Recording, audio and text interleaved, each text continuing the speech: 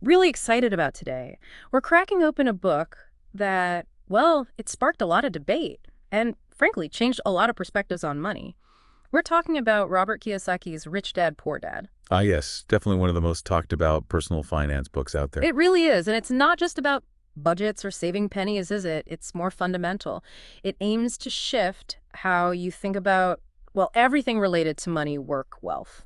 Absolutely. It starts with his own story, which is quite compelling. Right, the two dads. He talks about growing up with these very contrasting father figures. You have his poor dad, that's his biological father, highly educated, followed the traditional advice. Yeah. Get good grades, find a secure job, steady income. The path many of us are taught. Exactly. And then there's his rich dad, his best friend's father, less formal education apparently, but he taught Kiyosaki completely different lessons about how money really operates. And the huge takeaway from that contrast, the core idea, is that wealth isn't just about how much you earn. That's maybe even secondary. It's, and I'm quoting roughly here, how much you keep and how hard that money works for you. That really is the crux of it. And it sets the stage for, well, challenging pretty much all the conventional financial advice most people receive.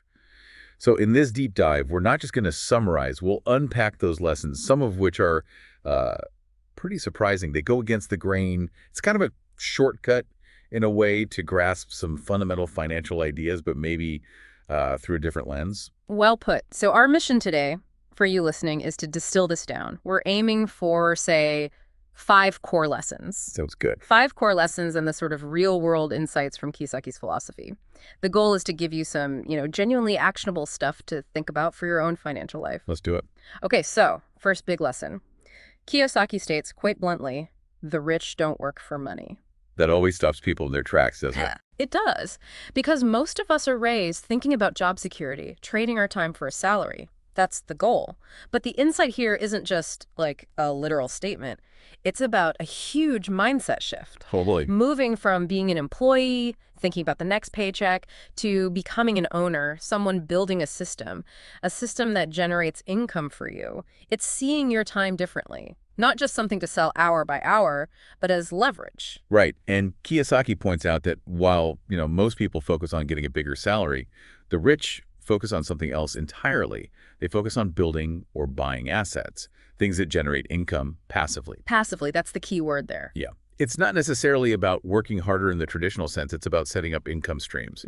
Things like rental properties, maybe, dividend-paying stocks, or even building a business that can run without you being there 24/7. So automating operations, things like that. Exactly. Designing systems. Could be clear procedures for a small business or an online sales funnel that works automatically. It's like building a machine that makes money without your constant direct effort.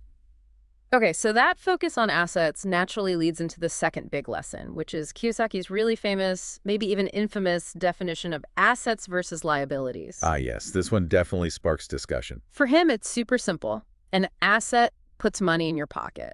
A liability takes money out, period. And that simplicity is powerful, but it leads to some, let's say, provocative conclusions. Right. Like his take on your own home, he often argues that for most people, their house, which they think is their biggest asset, is actually a liability. Which sounds completely backwards to most homeowners, right? Especially since Kiyosaki himself made a lot of money in real estate. So how does that work? Well, his logic is, if your house primarily generates expenses, mortgage payments, property taxes, insurance, maintenance, all that stuff, without bringing in income, like rent. Then it's taking money out of your pocket every month. It's exactly. Making it a liability in his definition.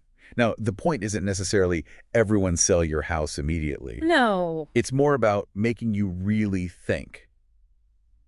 Question whether the things you call assets are actually building your wealth or just, well, draining your cash flow. He wants you to prioritize acquiring things that generate income stocks, bonds, rental properties, businesses, over accumulating stuff that just costs you money. It's a perspective shift, really. Yeah. But just knowing the definition isn't enough, is it?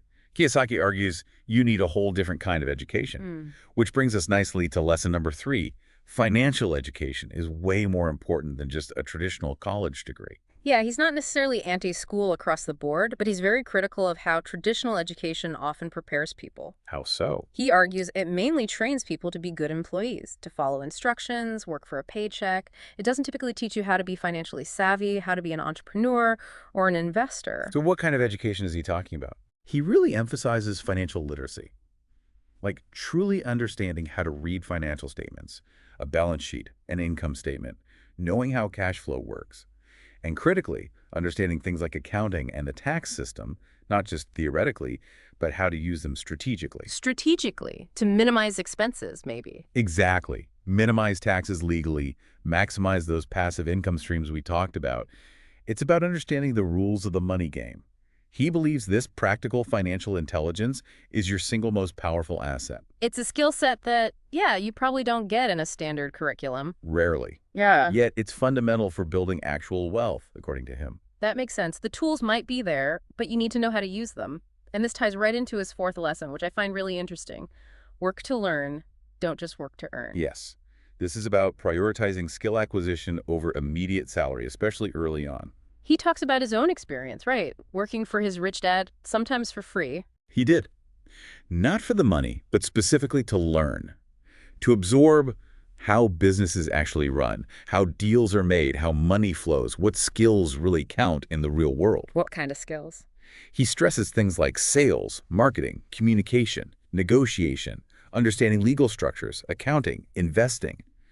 He advises people to sometimes take jobs, even lower-paying ones, specifically to gain experience in these key areas. So it kind of flips the whole idea of job security around. Completely. Yeah. Instead of looking for a secure job, which might not exist forever anyway, he suggests building your own internal security, your own skills, your own knowledge. If you know how to sell, how to manage finances, how to find deals, you have something valuable that transcends any single employer. You can generate income yourself. You build a toolkit. Exactly. A versatile financial toolkit that empowers you, makes you less dependent. I actually did something similar early in my career, took a commission-only sales job, paid almost nothing up front. Really? Yeah, but the skills I learned about selling, about resilience, invaluable when I eventually started my own thing. It directly applies. That's a perfect illustration. Okay, so that brings us to the fifth, and maybe the most psychological lesson from Rich Dad, Poor Dad. The emotions. Yes. Control your emotions. Don't let fear and greed drive your financial decisions. This is huge in his view. He observes that most people's financial lives are ruled by two powerful emotions. Fear, the fear of not having enough money, of being broke, and greed, the desire for more, chasing riches quickly. And he says these are the emotions that trap people. Precisely. They trap people in what he famously calls the rat race, working harder and harder just to pay bills, maybe buying more liabilities when they get a raise, driven by that fear or that desire for more stuff. So it's not just about knowing you shouldn't be fearful or greedy. No, it's deeper. The real challenge Kiyosaki highlights is recognizing how these primal emotions are actively pushing your buttons, making you chase hot stock tips or panic sell during a downturn or buy things you can't afford to keep up appearances. Keeping people stuck. Yeah, the insight is to become aware of those triggers in yourself, to learn to pause, step back, analyze the situation logically, make strategic choices based on your financial education, not on a gut reaction of fear or greed. It's about developing discipline then. Financial discipline, emotional discipline. It allows you to see opportunity where others might only see risk, and to be cautious when everyone else is getting greedy. Okay. Wow. That's a lot to chew on from one book. So let's try and wrap this up. What are the core takeaways for you listening to this deep dive?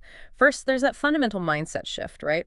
Moving beyond just earning a paycheck to actively building and acquiring assets that work for you. Absolutely crucial. Second, understanding that Kiyosaki definition may be challenging of assets versus liabilities, really asking yourself, does this put money in my pocket or take it out? That honest assessment is key. Third, the huge importance he places on practical financial education, literacy.